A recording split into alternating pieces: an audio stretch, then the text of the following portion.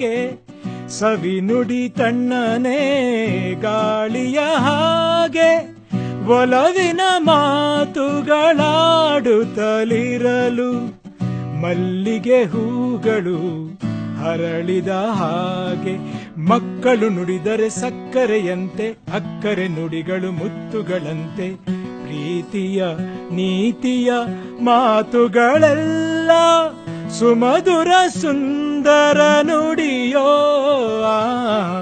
ಜೇನಿನ ಹೊಳೆಯೋ ಹಾಲಿನ ಮಳೆಯೋ ಸುಧೆಯೋ ಕನ್ನಡ ಸವಿ ನುಡಿಯೋ ಸುಧೆಯೋ ಕನ್ನಡ ಸವಿ ನುಡಿಯೋ. Lovely Udayashankar sir. ಎಲ್ರಿಗೂ ಕನ್ನಡ ರಾಜ್ಯೋತ್ಸವದ ಶುಭಾಶಯಗಳು.